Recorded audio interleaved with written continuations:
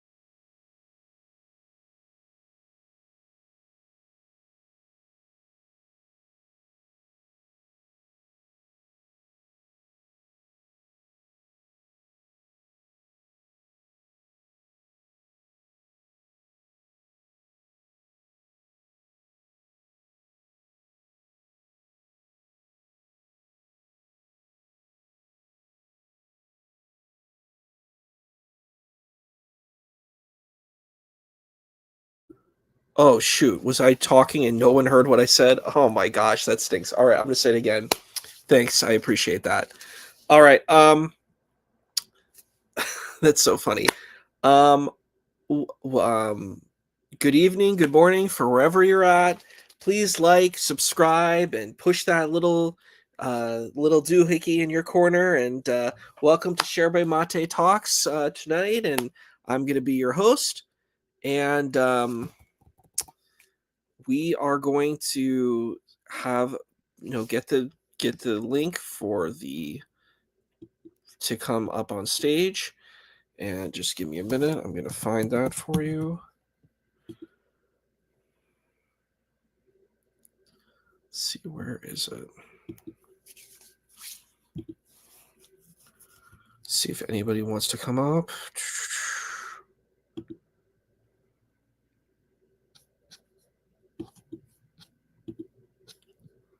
There we go. Here's the link if you want to come up on the stage. We're going to be talking about the debate that happened tonight. It was about the left versus the right. And here you can see that. And we're going to talk about the debate we saw and see what you all think about it. And yeah.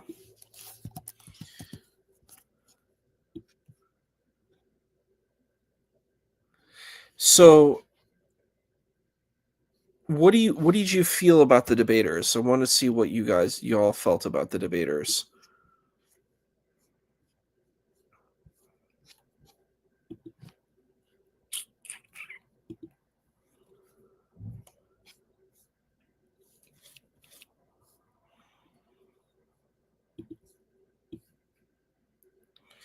You felt that the debates were boring. I see that. Sorry, put the volume off of that.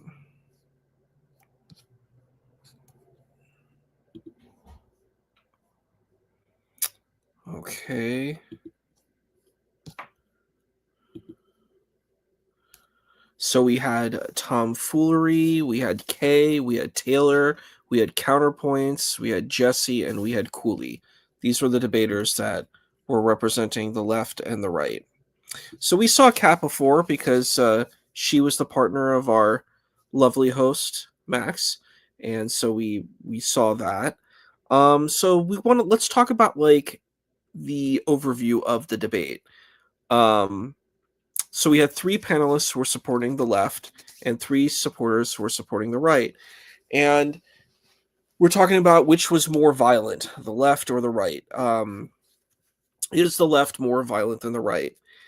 I can give you my commentary. I think it was brought up a little bit, but I think it needs to be focused on more what is left, what is right. How do we define these terms? They kind of talked about what is violence, but I think that this is an important crux of this space. So people can all kind of engage with that. So let's see what we have here. Thank you for letting me know that. I'm just going to go through the comments. And I put the StreamYard in the link if anyone wants to pop up.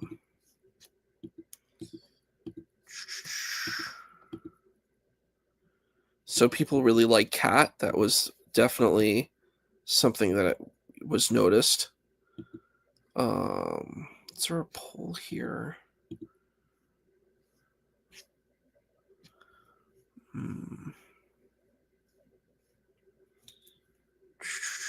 Okay, we don't have the poll here. Yeah, so there seems to be a lot of fans of Cat, which is awesome.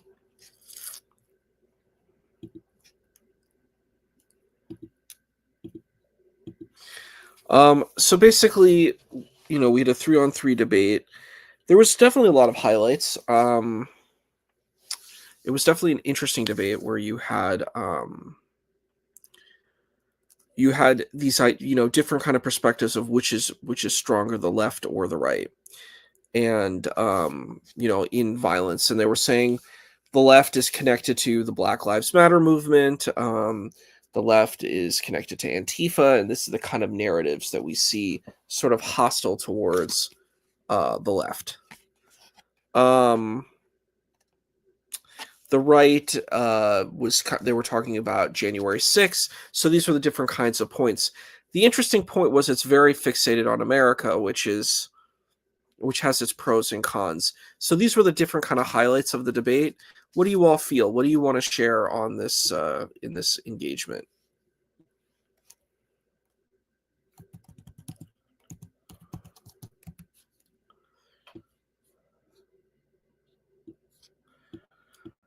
So Tay shares, Antifa, the boogeyman of the right. Yeah, so Antifa is usually this big thing that's always brought up every single time. But it's hard. It's like, what is the right? What is the left? What do you all feel about what the right and the left are? What do they mean to you? What do you think the right and the left are?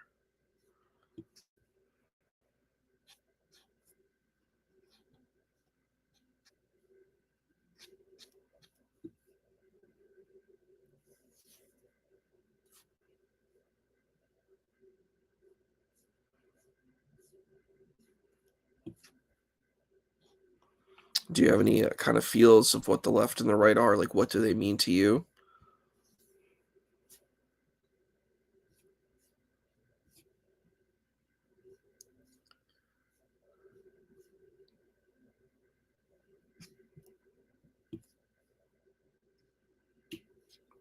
So Jeff shares, I tell the right that I'm Antifa. They avoid me after that. Okay.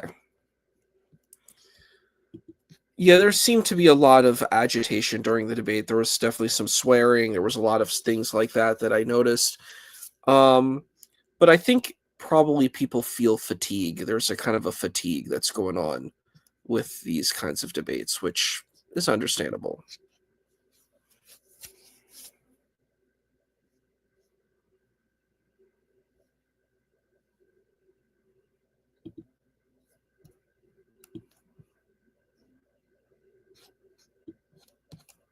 Oh, there you are. Let's see. Let me get this.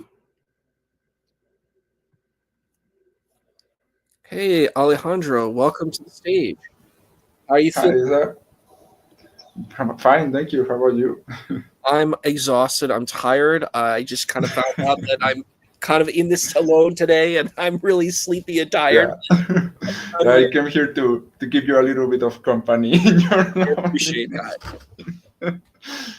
Yeah, I honestly didn't watch the debate because I think you pretty much said that that's kind of a fatigue around it.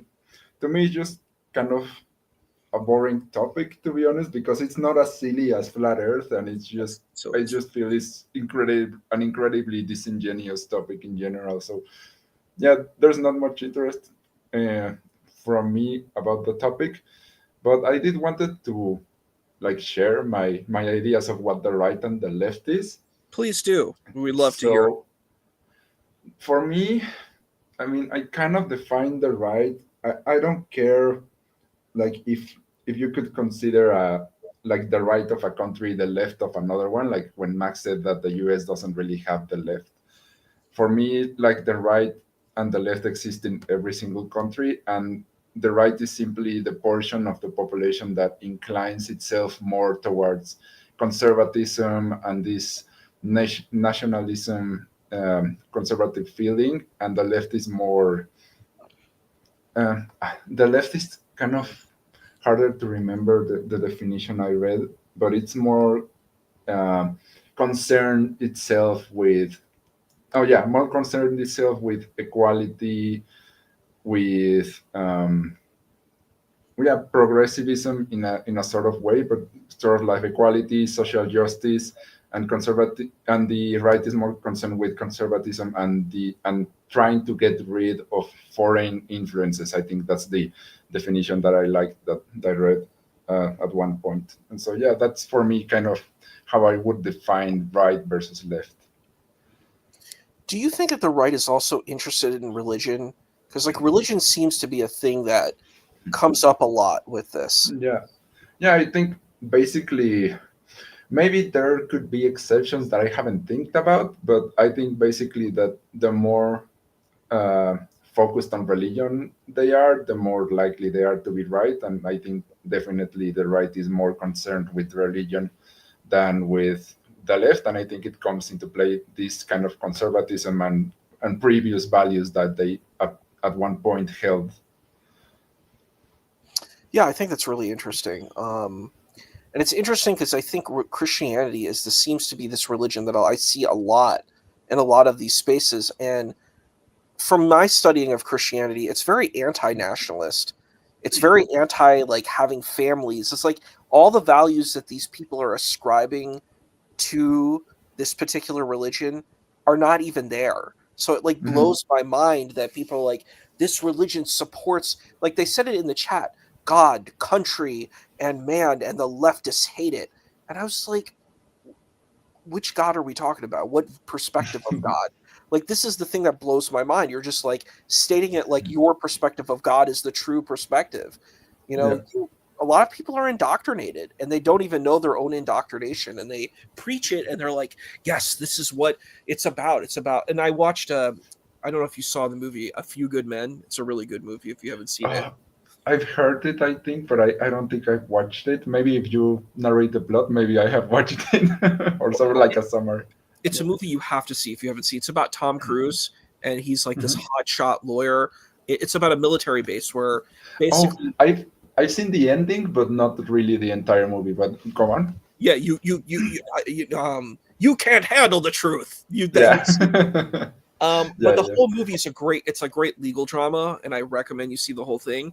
But like, Mhm. there's a scene where the guy's like, "I care about God and my country," and I'm like, these things are. It's like oil and water. You think that the big JC cared about God and country? Like, he didn't Yeah. care about having a country and nationalism. Like, that's completely constructed. And they're like, what they're doing is they're juxtaposing Jesus onto nationalism and they don't work.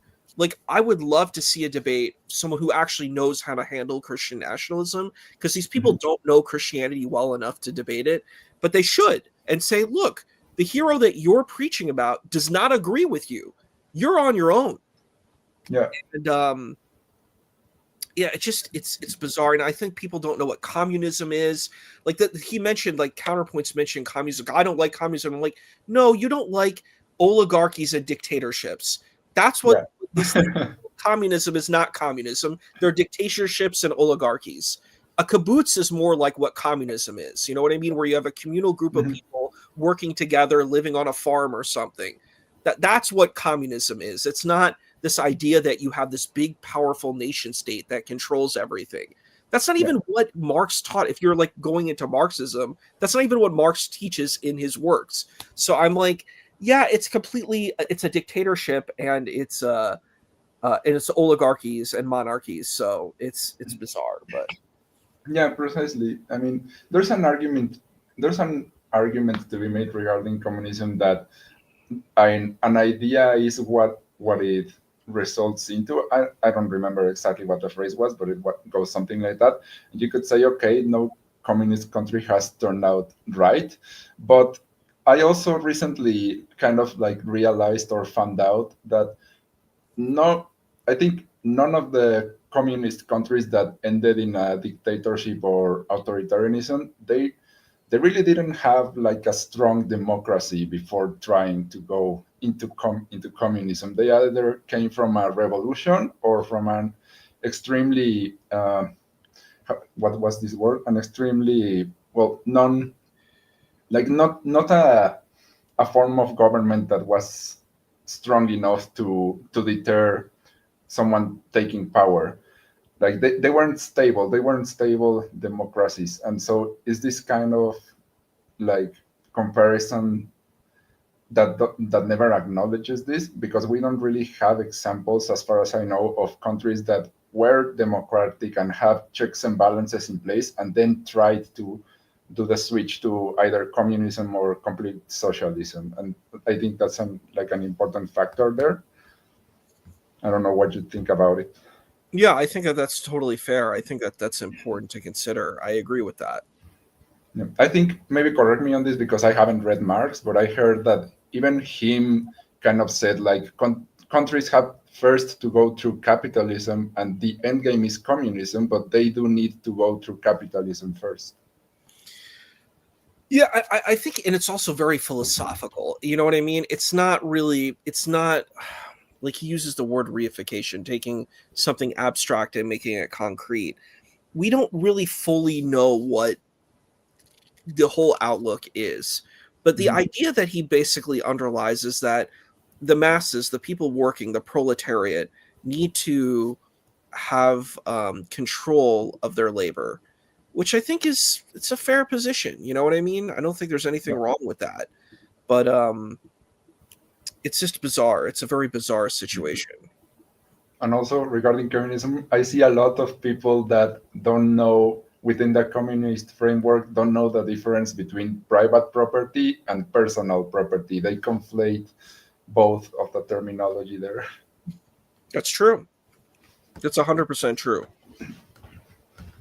And so, for anyone that doesn't know, my understanding is that private property is like company property, like companies owning shit basically, or owning it's not terrain, owning land or owning a factory or whatever. That's private property. If you're talking about a home, your car, your shirt, that's personal property. That's not the thing that communism seeks to abolish, just private property.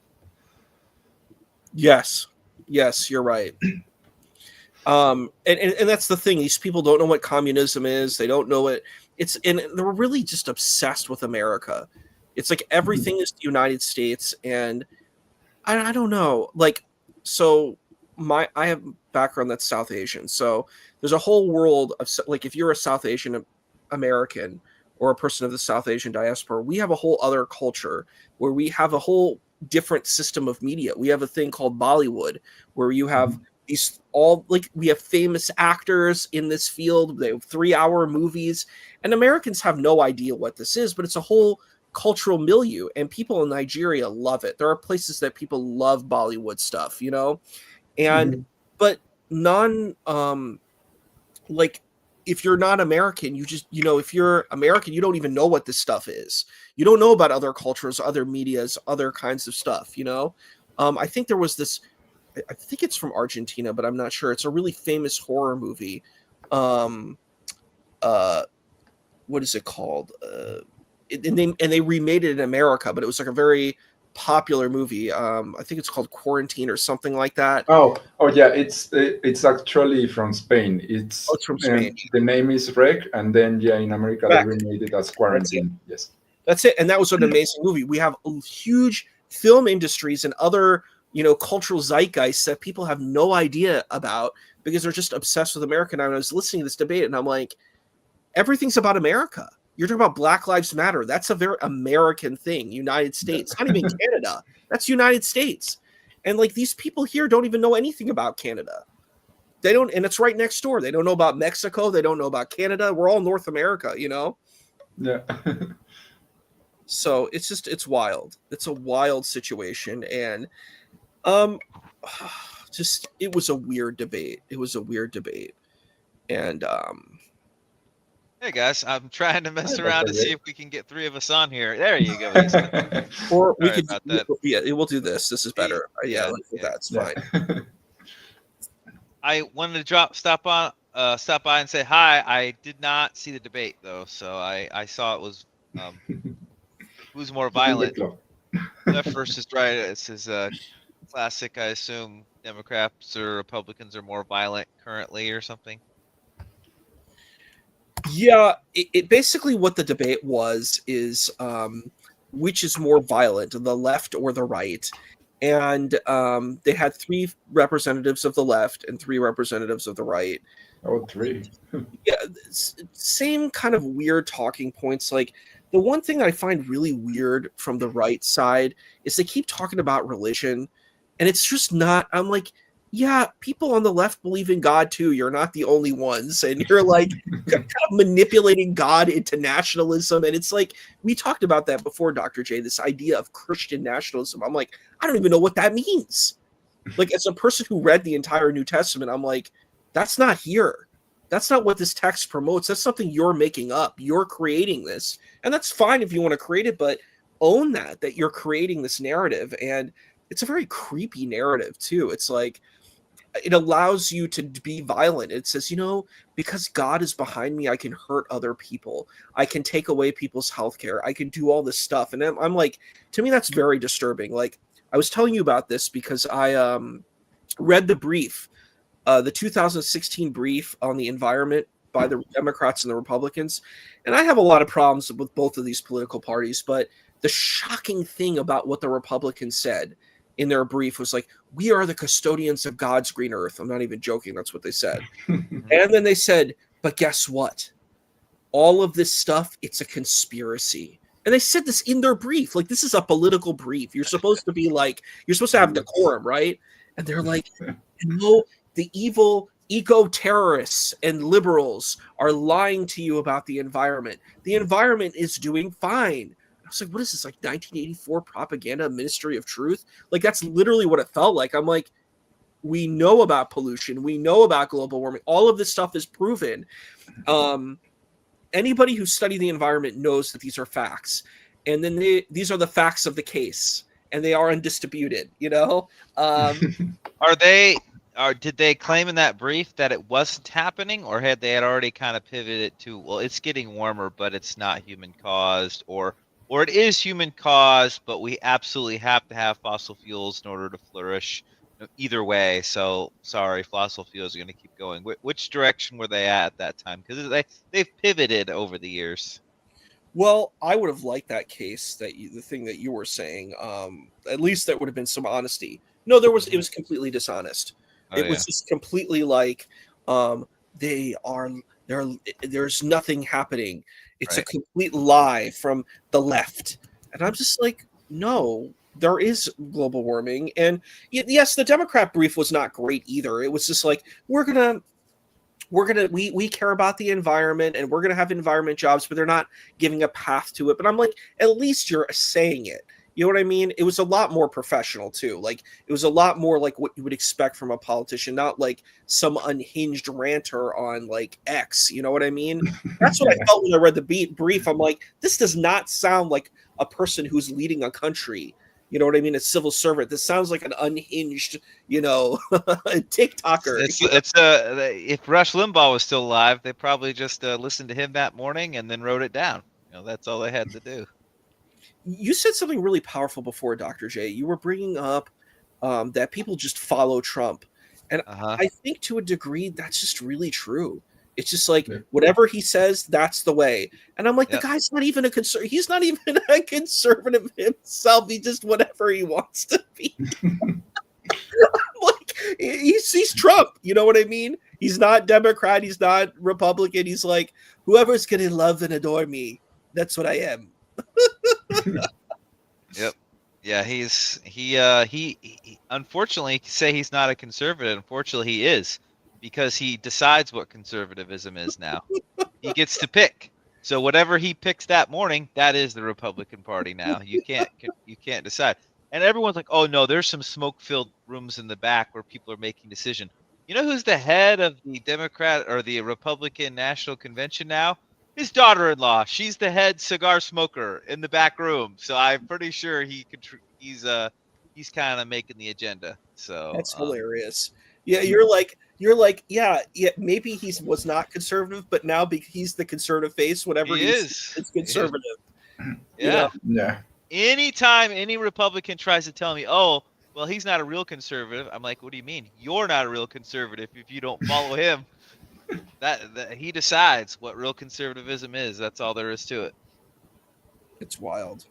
It's wild.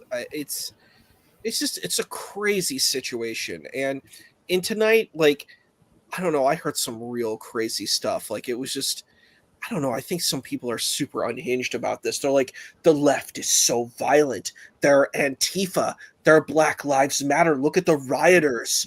And I'm like, would you say the rioters are leftists? I'm like, those were opportunists that saw a movement and said, I want to steal stuff. You know what I mean? I'm like, it's so weird that you're like, this is the left. And then look, they hate Charlie Kirk. This is the left. And I'm like, wow, you have like rose-colored glasses on. You don't talk about anything that y'all doing. You're just like, look how bad these people are. And I'm like, it's so weird. It's bizarre. I'm like, and I think they brought up rightfully the what's his name, Paul Pelosi, and like how there was callousness about that. And I'm just like, are you consistent? And I don't know. I feel like there's How did Counterpoints do? I've seen him talk to like Destiny and a few people. He used to be a strong Republican. I think he's finally given up on it just about at this point. I don't know if he's trying to hold on still or not, but He surprised me with a lot of his takes in a previous debate he had. I don't remember what the debate was about exactly. I think it was about feminism or something like that. He kind of surprised me by criticizing the Republicans. I thought I would have thought that he was a staunch Trump supporter, but no, apparently no, not. his shtick has always been he was a Republican, but he was anti-Trump. So he's like, I'm still fighting for the soul of the Republican Party, kind of a thing. And so he's always been against Trump, but always argued that he's a Republican.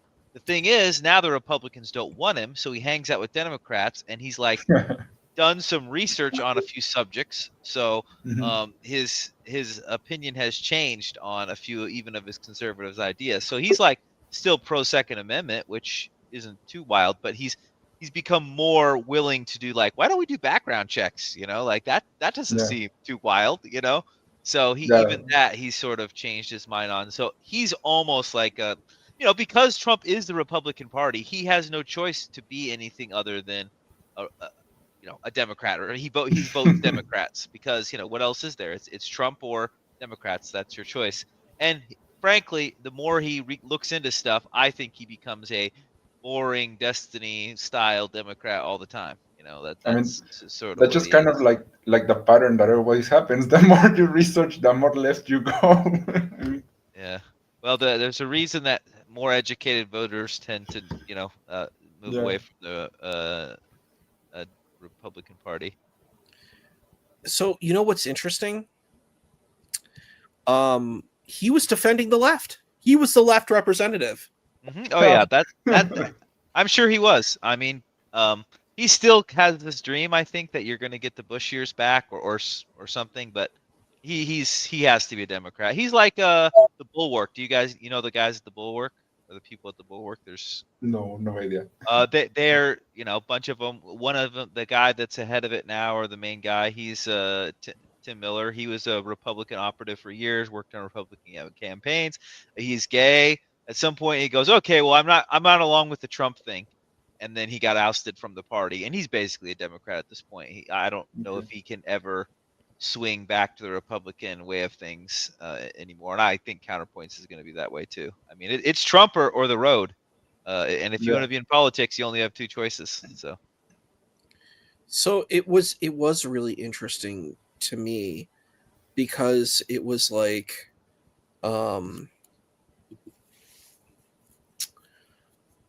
basically the thing was that he made very good arguments. I think he was probably he and Kat were the shining stars of the night. I think Cooley was not too good. I was not very impressed with his perspectives. he seemed like he was trying to take the kind of black conservative kind of very stereotypical narrative, and I was not. He kind of went into the appeal of religion, and that never impresses me when you try to mix politics and religion. I'm like, yeah, we have a reason. There's a reason we have separation of church and state. Because I'm like, if you want to argue religion, there's multiple interpretations, and it just it never comes out well. And I think Counterpoints did quite well. I was actually impressed. I was like, I thought this guy was a conservative, and he kept saying he was a Marine and he was a police officer, and I was like, yeah, he was making valid points. I didn't like his point on communism. I don't agree with that. I think people conflate. I think we have trauma in the United States with communism because of Stalin, and I think we felt betrayed by the US, by Russia at that time, because we sided with Russia. We were very happy with Stalin after World War II, and then afterwards we're like, oh, they're this evil state, and then we had this huge long Cold War with them. And yeah, I think there's a lot of trauma. There's a lot of trauma with communism in the United States, and I think people need to like get out of their trauma and their dogma. And that was one of the things that brought up. Cooley had an interchange with Counterpoints where he's like, you get so emotional, and he started yelling and screaming. Cooley started yelling and screaming. I'm like, that's ironic. You're talking about emotion and you're yelling and screaming at your opponent. It's like a blur. They're calling someone else ignorant. Yeah. Communism is a weird word, though. So, like, if you think of communism, I think of a moneyless society. Is that what you think of as well? Not exactly. Yeah, I think that's communism did argue that the end state was a moneyless society. I think it varies. I think the biggest thing that Marx was arguing is that the proletariat owned their labor. So he was like saying, look, you have these companies, and the thing is, these people who are doing all the work need to get benefit from what they're doing.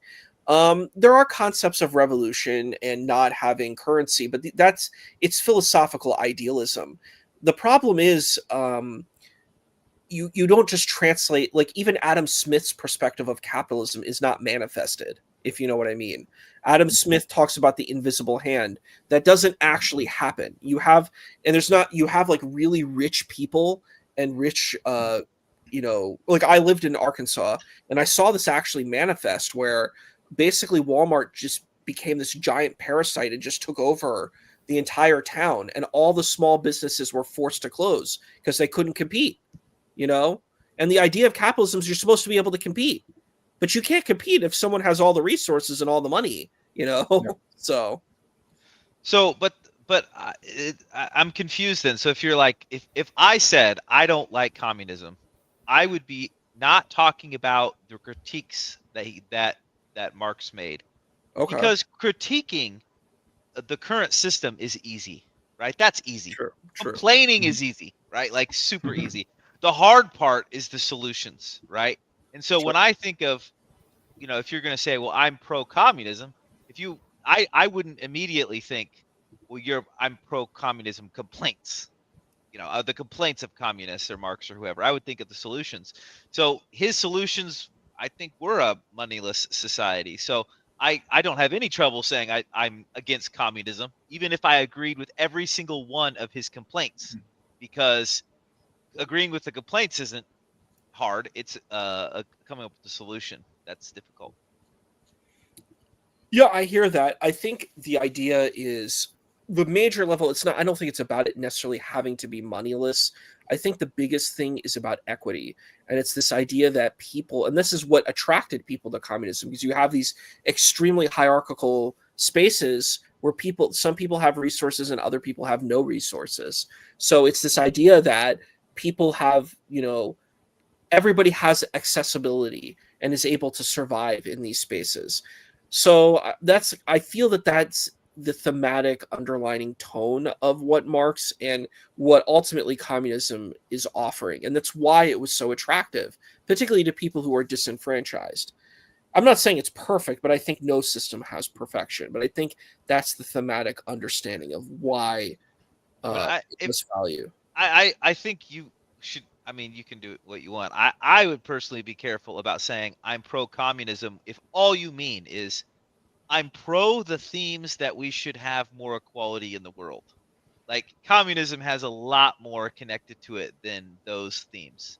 So there's got to be ways to express positivity toward those themes without bringing, saying, being a pro-communist. Because if you go, well, I don't care about the hard stuff, the actual implementations of it, that's not the important part. It's like, well, it's still there. Find a different way to explain you're for the equality. I mean, that's what I would say. I mean, um, Okay, I mean, I hear that. uh, I'm just saying. I mean, I think that's the thing. It's like all of these economic systems, they have their pros and their cons. I just think that if we're looking at communism, we need to flesh it out more. We can't just take Stalinism and say that that's communism, And we can't just say, well, capitalism is this nice, sweet version of Adam Smith, and we don't talk about like robber barons who, people who are extremely wealthy who exploit the poor. We have to be honest about the limitations and the pros and cons of both of these positions. And I think in the United States, we're not trained that way. We're just trained capitalism good, other systems bad. I think that's a problem. and isn't it true that our attempts to get to communism, which we never did, required certain steps to have the state have an incredible amount of control, and that went badly. Like it went bad Yeah. the few times it was tried. And I realize you can say, well, it never got there, and it's like, well, that's true, but to get there, it had to require a lot of state control, and it doesn't seem like a lot of state control So ends up with no state control, which is the goal of communism. It never seems to shift quite back. yeah, so this is I think this kind of goes on what I commented to Isa. I don't know if you heard, you weren't here, but I don't know if you were hearing I that. didn't hear it. No, I didn't Yeah, hear that it. basically every single country that tried communism and ended in authoritarianism or a dictatorship, they didn't really have a solid basis. They didn't have like a stable democracy with checks and balances. They all came from revolutions or from an incredibly unstable previous government where, yeah, it was basically pretty easy for anyone to come and grab the power for themselves, and so they ended up in authoritarianism or with very few people with a lot of power. But the idea is kind of like having countries with stable systems, checks and balances that even though the government ends up with a lot of power, the people also have a lot of ways to check on that government power and not end up in an authoritarian Uh, system. but it's also true that there have been a lot of authoritarian regimes that have gone from authoritarian to democracy. So if it's possible to go from authoritarian democracy, why does communism need some other economic system to build a nice thing, and then the communism takes it over?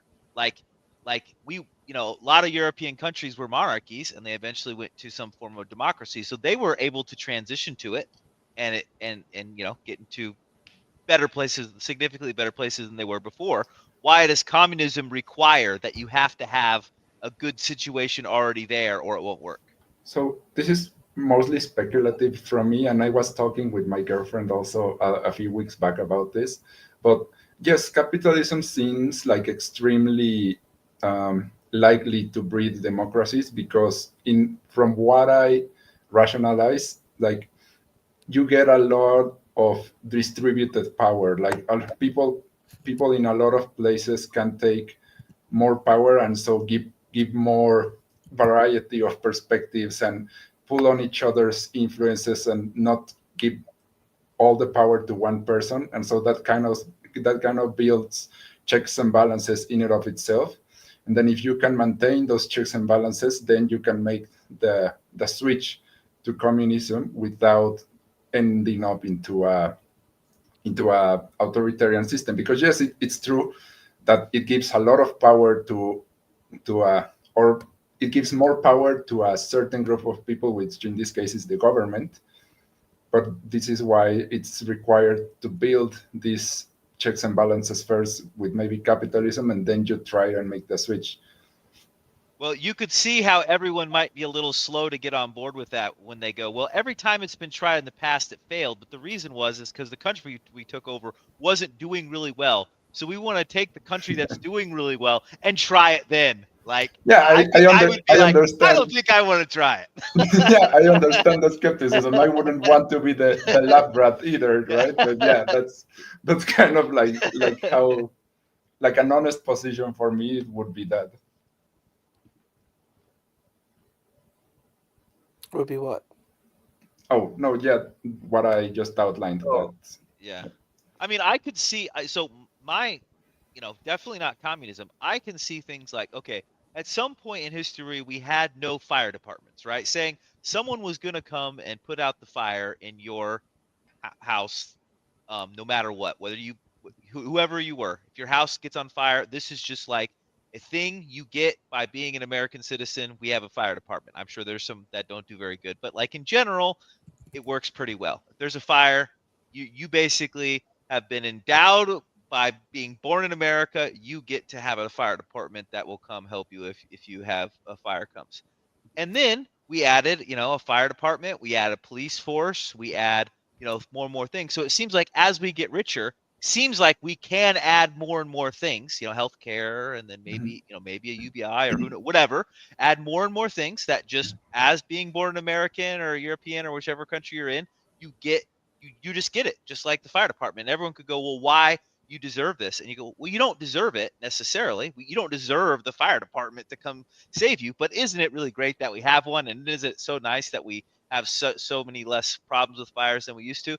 And so I would just say incremental growth on all those sort of benefits that we didn't have before could just grow and grow and grow. And yeah, it won't be socialism, it won't be communism, or anything like that. But yes, the amount of programs the government provides will grow and grow and grow, and it'll grow from just the police force or whatever was first, then to the people that built the roads, then to the fire department, and then to healthcare, and then who knows, maybe more and more things, and maybe 50 years from now it'll be an incredible amount of things that you just get by being born, and that'll be really cool. But I don't know if you really have to have a massive change of government in order to do it. You just have to elect, people that are interested in it, make sure that you actually have the money to pay for it. Because if you go back far enough, you literally couldn't afford an interstate, right? America was too poor to build interstates, and now we're not. And so you can't have every single thing come all at once, but it does need to be prioritized. Of course, things like giving rich people tons of money that they don't, to an inappropriate degree. Obviously, I think the Republicans prioritize this all the time, and that's bad. We should be able to have healthcare here like they do in Europe and other countries in the world.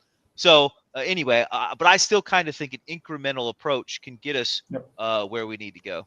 Yeah, that's also kind of like the idea with the switch to communism. Like, another factor of the countries that ended authoritarian is that they did a rapid and hard switch. It was pretty fast relatively for a country, and pretty, yeah, pretty sudden. And so, like you said, if you do it gradually, see what works, see if it works, it doesn't work, and that's sort of like your guiding principle. Yeah, and I actually think my solution doesn't even get us closer to communism at all. It just increases the number of government programs that we have now. We still would have a democracy. We would still have money. We would still have, a Fed, and a lot of those things probably. We would just increase the amount of programs that we would have, and hopefully we would do a better job of regulating things when we don't do a good job regulating Well, things, and so on and so forth. But you wouldn't really even become more communist at all. You could argue you're slightly more socialist because you are offering more government programs. I guess that sort of language I think could be appropriate, but you're not. I don't see that you're getting more communist unless so Well, technically, if you're going more socialist, you're going more communist as well, because Well, communism is to the same side. Most people complain when you conflate those together. I mean, they're not synonyms, right? Yeah, no, it's not conflating them. I'm just saying that if you go more to the left, you're, even though you're going towards socialism, you're also going towards more towards communism, even if that's not your objective or you don't want to really get there.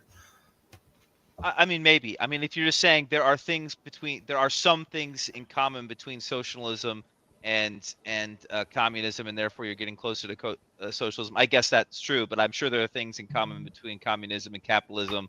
And just because you switch to capitalism system to a despot system, yes, you're right. Technically, you're moving closer, but that's not the intent or any of the reason that you're doing it. You're not moving towards that particularly. But yeah, you're right. You're technically closer to it. Yeah. Hey, Robin Webster's here. We're going to look at some of the comments here in the chat just to make sure that everyone feels included in this conversation. I'm Let's gonna see. step away for a little bit. Be right. That's fine.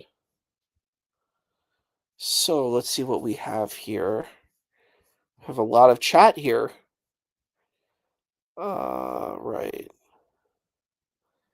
So we see, in my experience, the left supports human rights and LGBTQ rights, and you notice a lot of them are fascist here, and in Canada too. I am a Yeah, Canadian. it's true. If you care about LGBTQ rights, I think you have to, you have to, if you care about them, it's a major priority. The Republican Party does not care about them at all. Maybe a tiny bit in certain places they've switched. Well, this is the current situation, in my opinion. On gay marriage, they are against it, but they don't talk about it anymore because it doesn't win them votes. It used to win them votes. Now they just kind of don't talk about it too much anymore. But most of them are against it, but it's just not worth arguing about it anymore. And then, of course, trans stuff, it is still worth arguing, or bringing it up all the time. So they're still super, fired up about talking about that. So if you care about those two issues, I'm not super sure how you stay with the Republicans. I mean, I don't know how Tim Miller stayed with the Republicans so long. I mean, he was gay the whole time, and it's like like most of the people you work for, maybe not privately in your personal conversations with them, but like they would vote to take away your right to get married. Right. I don't know how he squared that, but That's true. That's true. what else we got in the chat? Anything else exciting? Yes, I we do. assume you're looking. Yeah, Jeff says I'm center left, and I vote NDP and support the Green Party too. So we see a lot of stuff here. The right tend to be more religious. That's the thing that well, they claim that they're religious. I don't know if that means they're more religious. They use religious language to defend their positions. So I don't know. I mean, I kind of have this problem in defining religious, because for me, being religious, it means not doesn't necessarily mean that you align with the beliefs of any particular religion. To me, religious means just like you attain to certain rituals. Yes, the beliefs normally come included, but it means you attain to certain rituals or practices. Mm.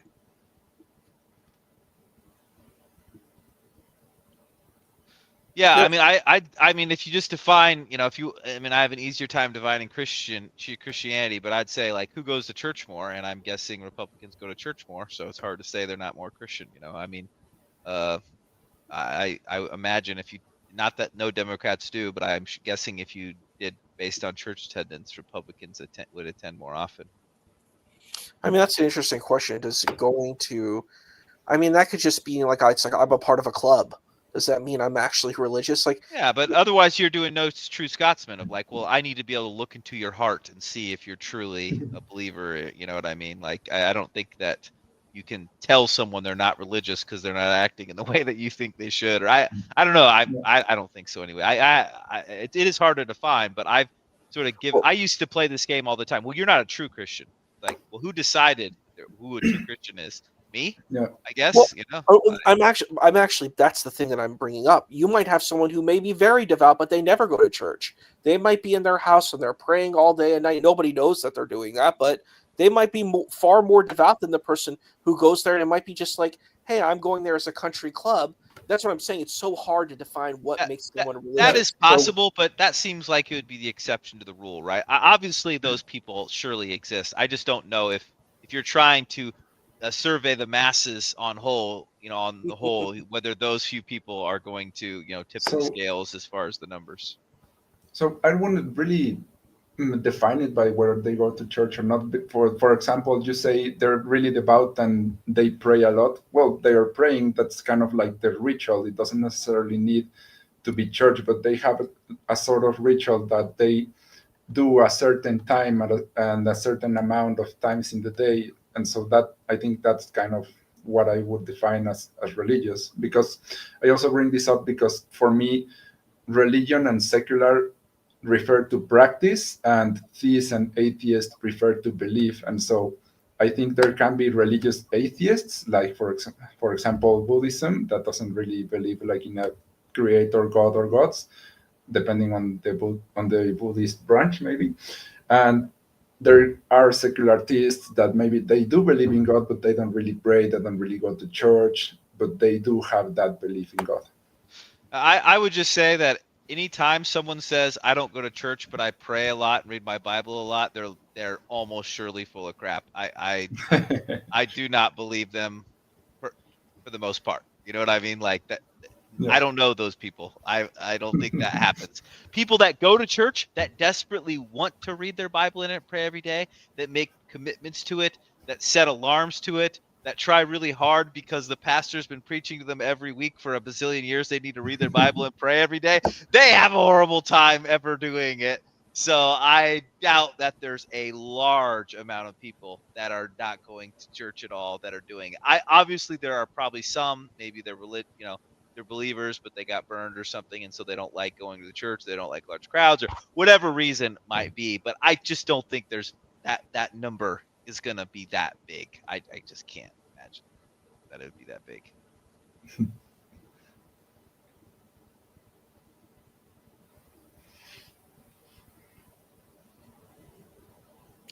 Yeah, that's interesting. That's an interesting concept to consider.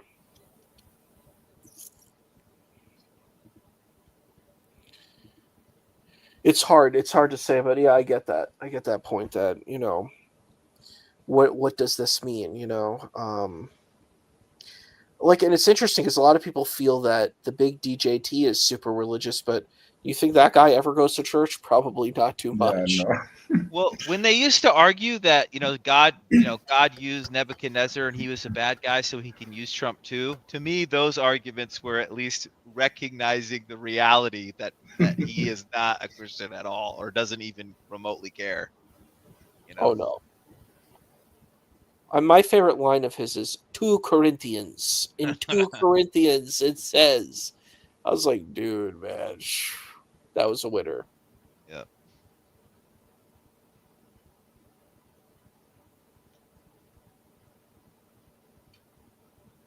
So I think we're going to go for about like an hour, and then I think we're good because I think we kind of covered the Yeah. gist of this stuff, and I think Yeah. it's getting late, and I think we're all a little bit Yeah. tired. So I've got to move tomorrow. It's a busy week for me. I've been house sitting, and so we're moving not tomorrow but Thursday. It's our last day.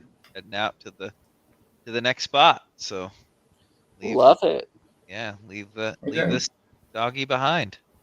Where is Max, by the way? He's in bed. He's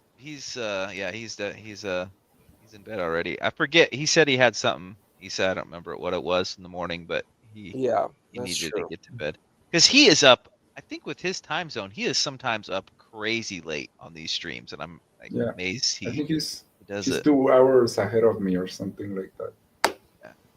So That sounds right. Just going through the chats here just to make sure everybody is seen here. Who's Bulwark? I don't know who that is. the Bulwark is a media group like Midas Touch or CNN or something like that, and they mostly have an online YouTube presence, and they're never Trump Republicans. I was mentioning Tim Miller. I think you were probably reading the chat while I was talking about that, but Miller is a Republican guy that now is kind of big on the bulwark, but that's the name of the media company. Yeah, I did notice some ads of Republicans saying they're just, DJT is not for them. I think people are really in shock actually by that, by his rise to power twice, Mm-hmm. you know. I mean, the thing is, he broke the glass ceiling. No one can say that. He broke the glass ceiling. Anybody can be a president now if he can. Oh my gosh, it's wild. That's right. If you say, "Well, I don't want to tell my kid they can be anything. They're really not that smart." Well, forget about that. As far as the president goes, that's not required. Not sure you need to know the difference between an asylum and an asylum seeker. You could still become the president. No big deal.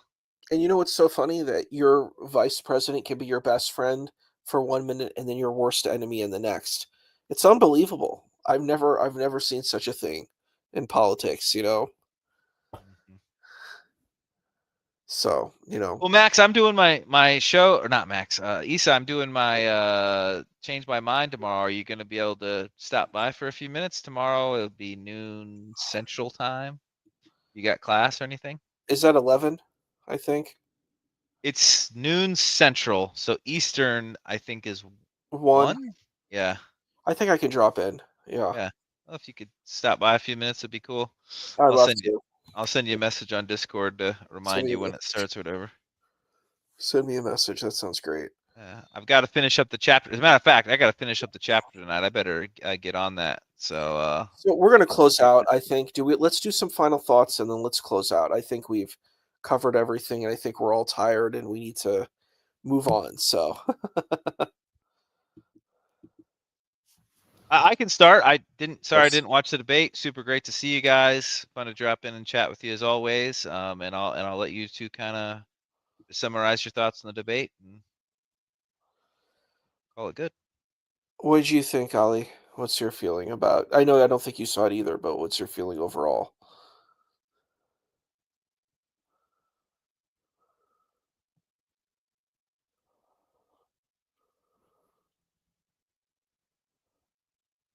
Oh, Did I'm we not lose sure. him? I'm not sure. Well, I can go, and then if he pops up, cool, and if not, we'll head out. Hi, Oh, sorry. you're good. I was talking to my girlfriend because she's on a trip, and I just muted myself while I talked quickly to her. She called me. No problem. So, do you want to go and then I go? Or? Oh, you can go. That's fine. No. Okay. Yeah, I don't have like really much to say, and like as I said, it's sort of kind of a boring topic now for me because of how bad faith it is, and it's not silly enough for me to kind of laugh at what people say about it. And so yeah, that's basically my final thoughts. They're the same as my That sweet introduction. spot of it. It's not serious, but it's not stupid enough to be funny. It's like Yeah, it's all in basically. the. It's great. So I think for me, um, it's I think there's a lot of fatigue. There's left-right fatigue from this. I think this is like a third debate on this. I think what would be smart for modern day debates is kind of like spice it up, put one of these, put a different thing, put another thing. I think that would be smart, but this kind of schedule of the left right is, I think people are burning out from it. As the quality of the debate, I think Cat and Counterpoints definitely shined up. The other guy was actually kind of interesting too. I forget what Tony or Tommy. I think he was kind of interesting too. I think the left was more interesting than the right. That other woman was there who I think she needs therapy. The one who was on the right really needs therapy. Her name's Taylor. She seems to have gone through a lot. I remember seeing her debate before, and I was like, this woman needs some help, um, like emotional help. Cooley was pretty abrasive. I think it was very ironic that he mentioned emotion and then he went right into emotion. And the other guy was kind of interesting on the right. There was one guy I thought he was pretty solid, I guess, but I don't know. I think it's weird the way that the right and the left are being depicted. Uh, Black Lives Matter seems to be called the left now. I mean, like, the problem is that these groups are so big and they're kind of amorphous. And I think this is my big thing I say in any debate: define your terms, define your terms, define your terms, so we can agree. That's what we have to know. We have to know what we're agreeing upon. We can't just say left and right and just assume what we know what that means. You have to tell us what they mean. So the debate needed that. Um, uh, Overall, I think these political debates to me are kind of interesting, but um, I definitely think they need some grounding, and I think the audience there's definitely burnout. So that's my feeling. Wishing you well, and Yeah. I think we're gonna say Yeah. goodbye now. Bye, guys. Hopefully, see some of you Bye. guys tomorrow. Bye bye.